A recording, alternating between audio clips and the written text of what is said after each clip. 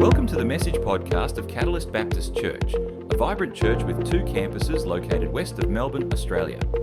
Dedicated to creating a welcoming and safe space for everyone to explore and grow their faith in God, our vision is to see hope multiplied within our community and around the world. We hope this podcast serves as a source of encouragement and spiritual growth for you. Thanks for listening, and we look forward to journeying with you in faith. Welcome to those in the room and those online. Glad that you're here because it'd be really awkward if you weren't. In 2007, actually we've done that for a couple of years, didn't we? Anyway, sorry. The year was 2007, and we had been in Australia for 6 years, and on this particular day, we were at the airport, about to go back through international customs, and it was a horrible day. Our whole family was crying their eyes out. We were bawling. It was ugly crying, you know, the snot and everything and all that. And as we're going, we haven't even got to security yet. And as we go through, we're doing all this crying and stuff. And this guy in a suit standing there says, "Excuse me, can we check your backpacks?" And I was like, "Dude, can you not see that we're having a bit of a moment here and we're in a cry?" Anyway, I didn't do anything really stupid, or else I probably wouldn't be here today. But we were leaving Australia to go back to the USA for what we thought was the last time.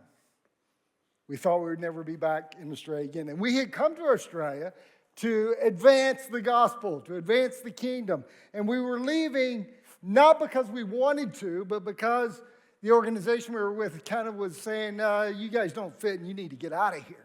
You know, and it was that they didn't appreciate our style of ministry. But it was clearly a closed door, and it was one of the most painful moments of our lives. My daughter's traumatized again just thinking about it, right? More about that in a few minutes. Have you ever gone through something that in the moment it felt extremely painful and you thought there's no way anything good could ever come out of this? And you could not see any purpose. And you wondered, where is God in all of this? There's a principle that's consistent through our lives when we go through pain. No matter how many times we go through pain, and no matter how many times it ends up working out okay, it's this: we don't see purpose in pain while we're in it. We have blinders to that. The pain is so great and so immense and so all-consuming that we can't see past the pain. If you've ever wondered, where is God in my pain? What is He doing in this? Then this message and this whole series is actually for you. And if you miss any of the messages, you can, of course, go to our YouTube channel, go to our app, go to all the different places, and you can actually even grab your quiet time tool because we're going through the same passages in our quiet times together. New one's out for November today. You can get it at the welcome desk on your way out, and just make yourself available to all that. Today, we are looking at a letter written by a guy named Paul. Now, Paul was a guy who lived in the first century, and he understood a little bit about pain in his life. And at the time he's writing this letter, he's actually in a prison cell. And he's writing from a prison cell. The reason he's in prison was because he was telling people about Jesus. He wasn't a murderer or rapist or robber or anything like that. He was telling people about Jesus, so he landed in prison. And this, my friends, is what Paul had to write from prison. He said this: "I want you to know, my dear brothers and sisters, that everything that has happened to me here has been horrible. It's been unfair. I lived for Jesus, and now God has let me end up here. People are mean, and I don't even know if I can trust God anymore." That's actually my projection on what I would have been writing if I was Paul. Paul actually said it like this: "I want you to know, my dear brothers and sisters, that everything that has happened to me here has helped to spread the good news." Aren't you glad I'm not Paul? "For everyone here, including the whole palace guard, knows that I am in chains because of Christ. And because of my imprisonment, most of the believers here have gained confidence and boldly speak God's message without fear.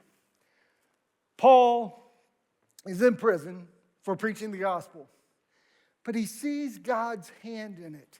He sees that there's a bigger purpose. He sees that everything that's happening to him has been a catalyst for the propelling of the gospel. The palace guard, all the guards there in the prison heard the gospel because Paul was sitting there in prison, a place that he wouldn't have been and they wouldn't have heard. The other believers gained confidence, and it said they were speaking with boldness. Literally, that means they were more abundantly bold. See, Paul used the prison as his pulpit. And what we can learn from his example there is this, that pain can be a platform for God's purpose. When we're going through pain, it can be a platform for God's purpose. That makes your pain all better now, doesn't it? Yeah? It's like, bring on the pain because it's a platform for God's purpose. That was Paul's perspective. See, his imprisonment didn't pause the gospel, it propelled it. And what looked like a dead end was actually a divine setup for Paul. His suffering made the gospel go further. When I think about pain being a platform for God's purpose, my mind goes back to an Old Testament guy called Joseph. There's two Josephs in the Bible that are prominent. Joseph in the Old Testament, and then Joseph, Mary's husband. I started to say father of Jesus, but anyway, that's another story we'll get to at Christmas time. Joseph in the Old Testament was one of 12 kids. He was the youngest, and he was daddy's favorite. His brothers, you might guess, didn't really appreciate that too much. They didn't like that, so they actually hated Joseph. And one day they decided they'd had enough of Joseph because he was a kind of a cocky kid, by the way, and he wore being the favorite well, if you can wear that well. And they decided that they were going to do away with him, so they threw him in a pit and we're going to leave him there for dead. Then one of the brothers had this great idea. Why would we do that when we can actually make some cash? So they sold him to people who were passing by, a band of Midianites.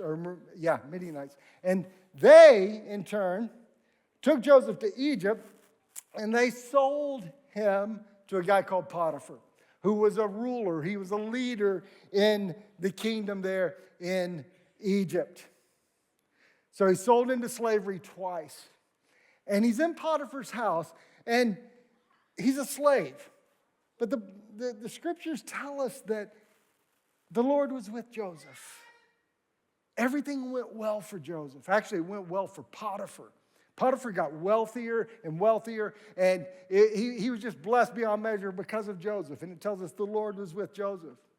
Then one day, Mrs. Potiphar took a liking to Joseph, and she decided she was going to have him as her own in the ways that you're thinking.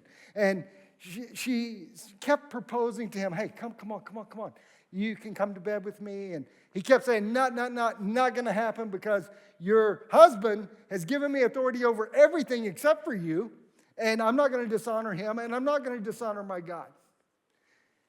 And again, he tells us continually, the Lord was with Joseph. Well, one day, Mrs. Potiphar decided, well, we're alone, and I'm going to make sure this happens. So she grabbed Joseph, and he ran off, and she had his coat in the end. She kept that. And then when the servants got home, and Mr. Potiphar got home, she said, look what I've got here. That Hebrew servant, that slave that you brought into our house tried to have his way with me, okay? And I didn't let it happen. I fought him off, but here's his garment. And Joseph then was thrown into prison. Now, I actually think Potiphar actually knew his wife, and he probably knew all this stuff. But anyway, Joseph was in prison, and guess where the Lord was? The Lord was with Joseph in prison. And everything in the prison was going well for the keepers of the prison. And now, if I'm Joseph, about this time, I'm thinking, Lord, you don't have to be with me right now. You know, because the Lord is with me all the time. Things are going well for everybody else. But here I am in jail again. Go be with my brothers, please. Go be with somebody else.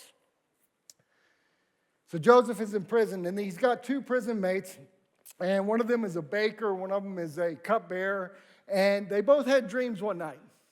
And Joseph interpreted their dreams for them. One, the baker, he ended up getting his head cut off. That was his dream. And the other one got restored to his position in the palace. So when he interpreted the dream for the cupbearer, he said, hey, when you're restored to that position, will you do me a favor and remember me?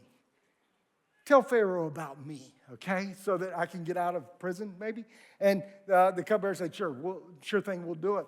So he gets out, and he's restored to his position. The baker's head's lopped off, and the cupbearer forgets about Joseph. So a few years down the track, Pharaoh has a dream of his own. And all of a sudden, the cupbearer remembers, oh, there's a dude in prison that interpreted my dream. So he tells Pharaoh about it. Long story short, and I know it's too late for that, Joseph is brought out of prison to interpret the dream for Pharaoh. And the interpretation was there's going to be 7 years of plenty and 7 years of famine. And during that first 7 years, you need to have somebody in charge to save up all the grain and all the stuff so that you can survive the years of famine. Well, Pharaoh said, hey, you're the guy. You can interpret this. You're the guy that's smart enough to make this all happen. So Joseph is put in charge. The Lord is with Joseph. Things are going well. His brothers are back home in Israel. The famine is far and wide. Dad, who thinks Joseph is dead, tells the brothers, what are you doing sitting around here? Get to Egypt and get us some grain. I hear they got grain there. So the brothers go to Egypt to buy grain, and guess who they have to buy grain from? Joseph. Right. Things are going well for Joseph. And they get there and they're scared. They're thinking, oh no. They figured out that it was Joseph. He actually told them. And they're like, okay, he's going to kill us. He's going to take revenge. But he didn't do that. He said this to them. You meant evil against me, but God meant it for good. There was pain, purpose in my pain. God used my pain as a platform for his purposes. That's what Joseph's perspective was. See, pain often feels like a prison when we're in the middle of it. But God can turn it into a platform. What if the very struggle that you're going through right now, that thing that is just dominating you, is actually the stage that God wants to use for his purposes? What if that situation that you feel like is a huge setback in your plans is actually a setup for something far greater than you could ever imagine? Where might God want to use your pain to advance his purposes? Think about that. Think about the pain that you're going through. Moving on, Paul, still writing, says this. It's true that some are preaching out of jealousy and rivalry, but others preach about Christ with pure motives. They preach because they love me, for they know I've been appointed to defend the good news. Those others do not have pure motives as they preach about Christ. They preach with selfish ambition, not sincerely, intending to make my change more painful to me. But that doesn't matter. Whether their motives are false or genuine, the message about Christ is being preached either way, so I rejoice. Paul had some critics that wanted to make life harder for him. And these critics, they're not atheists. They're not anti-God. They were his religious rivals. They wanted the spotlight. They were jealous for the popularity that he had achieved. And they believed that by talking about Jesus, they would actually make his pain even greater because it would get worse and worse for him.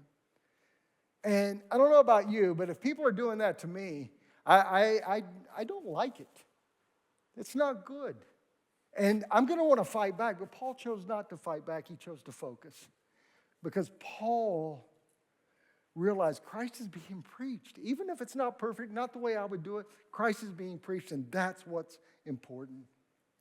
Another guy in the Old Testament called Nehemiah, we've talked about him here a few months ago.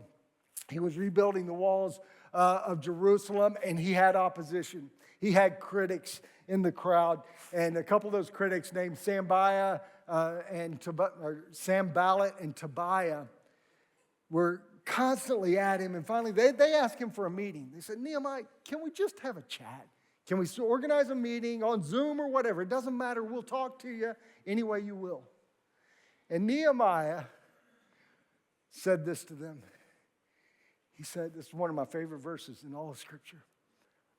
I'm doing a great work, and I cannot come down. Why would I stop what God has called me to do to come have a meeting with you? I loved it. Friends, what we can learn from that is we don't need to come down to fight the critics when we're engaged in what God has called us to do. Don't let people distract you from God's purpose.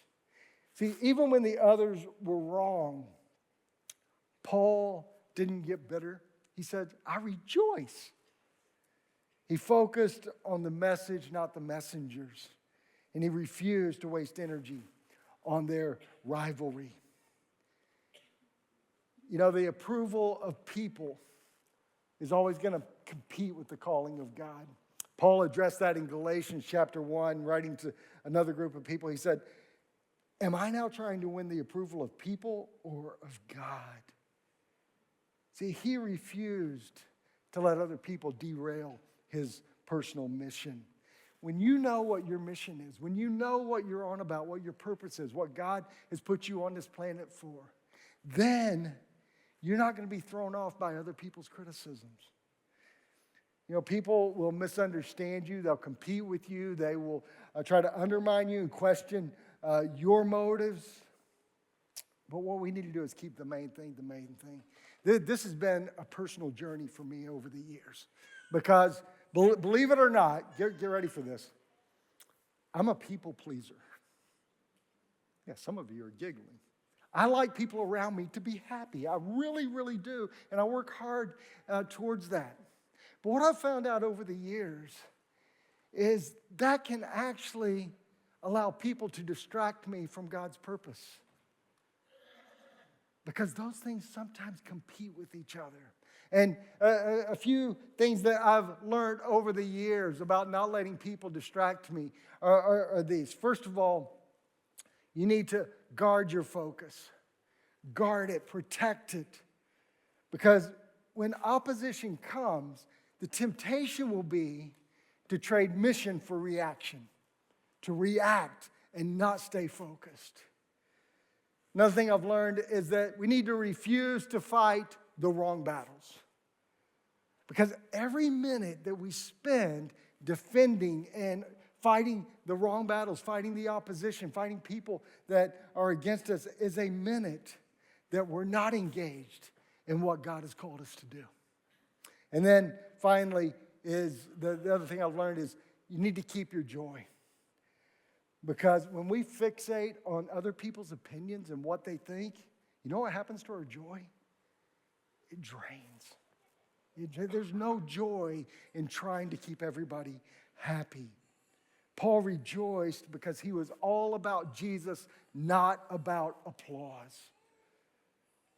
We need to ask ourselves, whose voice am I listening to? Am I listening to the critics or am I listening to the calling? That calling needs to win every time. Don't let people distract you from God's purpose.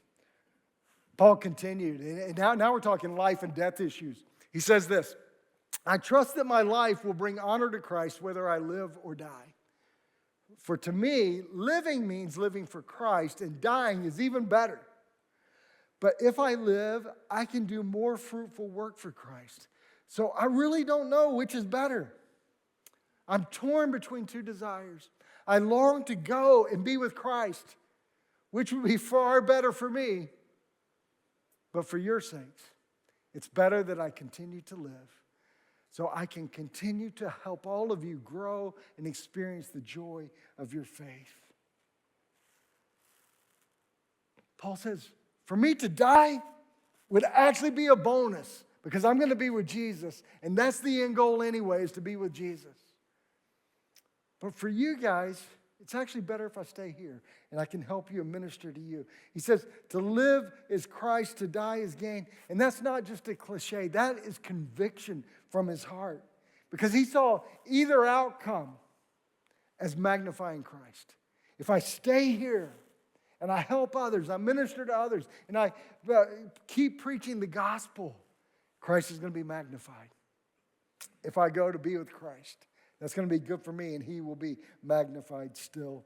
Now, you may be sitting there thinking right now that this is all well and fine, that the gospel's going out and everything, but you're still not fixing my pain. And that's true. Paul had a very different perspective on this. The pain was worth it because God's purposes were the priority. God's purposes were above his pain. He didn't care if he suffered because it was for Jesus. His suffering wasn't wasted. What we need to glean from this is to live like Paul did in this way. We need to live with passion and purpose, not passivity. You know, so many people just float through life, and they're floating through life trying to avoid pain. Paul said, I'm going to live with passion with every breath I've got. You know, if you still have breath in your lungs, if you're still breathing, anybody not breathing, by the way? If you're asleep, that's okay. You're still breathing. If you still have breath, God's not done. The story's not over. God still has a purpose for you being here. And your pain right now isn't the end of the story. The pain is a part of the journey. And God can use that pain as a platform. See, purpose isn't found in our comfort. It's found in our contribution. And we don't like that because we like the comfort. But we need to be asking ourselves, am I ignoring places I need to contribute so that I can stay comfortable all the time? Paul didn't know if he was going to live or die, but he knew his why. His why was Jesus. And when our why is Jesus, then our what doesn't matter because our why is the most important thing. Are you living on purpose? Or are you just existing? Paul goes on, above all, you must live as citizens of heaven, conducting yourselves in a manner worthy of the good news about Christ. You are standing together with one spirit and one purpose, fighting together for the faith, which is the good news. In these verses, we've got some military and athletic kind of language here, talking about striving together in unity. It's a shared struggle. And then he goes on. He says, don't be intimidated in any way by your enemies, for you have been given not only the privilege of trusting in Christ, but also the privilege of suffering for him. We are in this struggle together. Unity produced courage. And when we stand together, fear loses power. Paul said, suffering, that's actually a privilege. It's not a punishment. And we are in this together. When we do this together, then we can stand together. We need to stand as partners, not passengers. Too often, there's too many passengers that are along for the ride, but they're not engaged in the battle. They're not engaged in the mission. See, partners stand and strive. Passengers sit and spectate. You know, it's easy to sit there and watch AFL and criticize. He should have got that mark. It's easy to criticize the officials too, isn't it? Right? He should have paid that mark. But that's easy for us when we're sitting back with our nachos or hot dog or a meat pie. It's a lot harder when you're in the game. The gospel moves forward when we stand together. We're called to be partners, not passengers along for the ride. Partnership has some characteristics about it. Partnership means participation. It's the only time I'm going to tell you a participation trophy might be okay, is when we're partnering. See, everybody gets to play. Everybody has a role to play, whether it's praying or whether it's hands-on serving in a ministry with the kids or the 3-year-olds or something like that. That's just crazy. Or whether it's giving or whether it's being a witness or whether it's just saying a word of encouragement to somebody who's doing it tough. Partnership means participation. Partnership also requires unity. One of the biggest ways to blow up ministry, to stop the spread of the gospel, to stop a church from flourishing, is disunity. Partnership requires unity. See, having one spirit and one purpose means putting aside our personal preferences and the things that we would like for the gospel priority. Disunity turns people into passengers. Unity helps people all get together and grab the oars and row together. Then finally, partnership involves suffering. It said suffering is a privilege. It's not an interruption to our mission. It's actually evidence that we are in the fight. If we never suffer, we have to ask ourselves, are we even in the fight? See, passengers bail when this happens, when the suffering comes. When the waves get high, they bail. Partners grab the oars and dig in deeper. So the question, are you partnering or are you just along for the ride? You show up and you do your church thing, but it's not going to be a priority and it's not going to cost you anything after this hour that we spend here together. Where have you been observing instead of participating? See, Paul's saying here, we are in this struggle together. It's not, I struggle while you watch. It's not, I row while you ride. It's together. We're partners, not passengers. That's how a church becomes unshakable and unstoppable. When everyone together picks up an oar, stands in unity, and refuses to be intimidated. So what does this mean for you? What does it mean for me? I want to challenge you to do some thinking right now, to do some evaluating. You're going to start by reflecting. I want you to reflect on that pain that we started talking about. What is your pain right now? Is it personal? Is it relational? Is it in your health? Or is it in your faith? Can I start by saying your pain is real?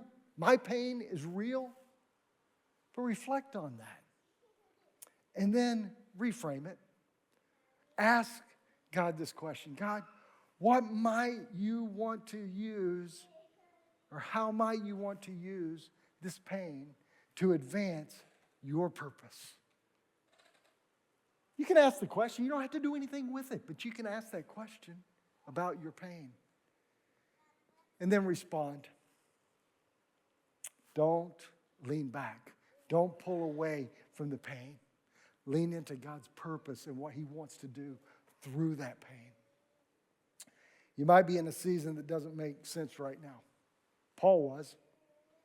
But he trusted that God could use his chains to change lives. What if you chose to trust God, even if it hurts? In 2007, it was very, very painful leaving Australia. And I could see no good in that. In fact, when we left here, we landed in a church in the States that when we got there, the elders told me, we called you here to run the senior pastor out, and we forgot to tell you about that. You know, they didn't say they forgot. They said, if we told you that, you wouldn't have come. Well, instead of running out the senior pastor, then I ran out the church mafia, and that was hard work, more pain. But we also got introduced to an organization called SIM. It was a mission organization. And to make a really long story short, we came back to Australia with them and spent a little over 8 years. I spent a little over 8 years. Deanna spent a little over a dozen years sending workers out of Australia around the world to spread the gospel message, to have impact far beyond the shores of this country or the U.S. or anywhere else. God used that. We sent out heaps of missionaries who furthered the gospel and continue to do so. And then God called us here. Back in 2007, we were heartbroken, but the pain became a platform. God used it to shape us as people. He used it to expand our ministry and ultimately to bring us back here to be leading a church that is more incredible than I ever dreamed or imagined. That's you. What looked like the end was actually the beginning of something far greater. But it started with pain. So even if it hurts, don't waste your pain.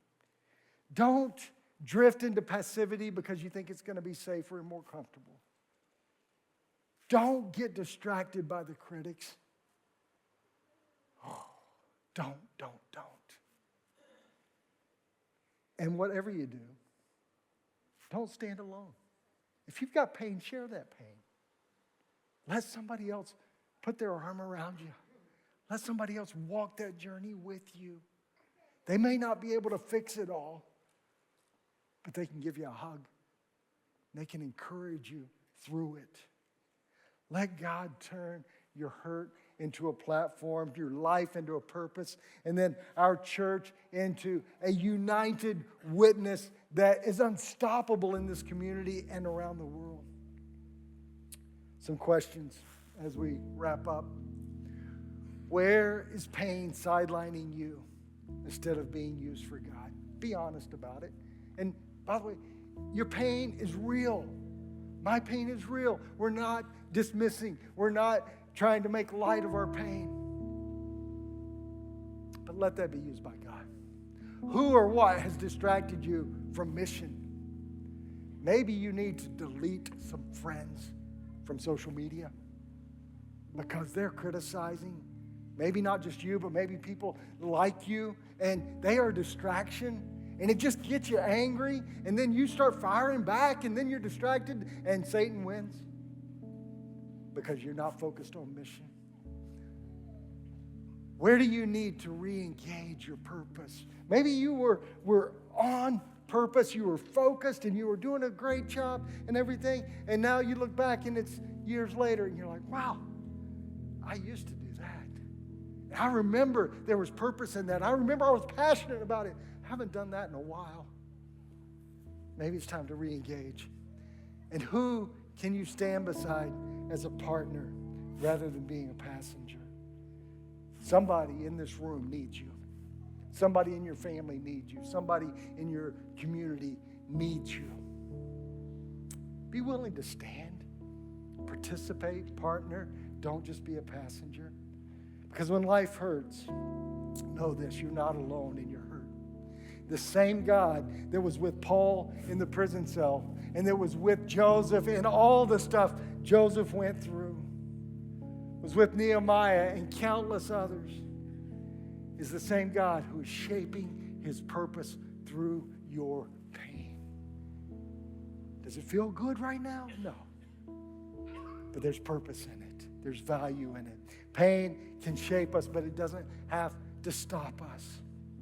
I'm going to invite you to stand as we close, and I want this to be your declaration as you go out today. I will let pain become the platform for God's purpose. I will let my pain become the platform for God's purpose. I trust that's your heart today. Let me pray for you. Father, thank you for your love for us. Thank you for pain. Lord, that's hard to say. Lord, it's easy to put words around these things and to talk about you having purpose in our pain and it being a platform and all those things. But Lord, there are some people right now whose pain is so great, they've just gotten grumpy the whole time I've been talking because I don't know their pain that they're going through, but you do. Lord, I pray that you would comfort that you would give peace, and that you would soften all of our hearts. Lord, to be willing to endure the pain and to give you room to work in that pain. Help us not be angry and bitter towards you, which is the easy place to go. Help us not be distracted by other people, but help us to live our lives through the pain in a way that's going to bring you honor and glory and fulfill your purposes in our lives. In Jesus' name, amen.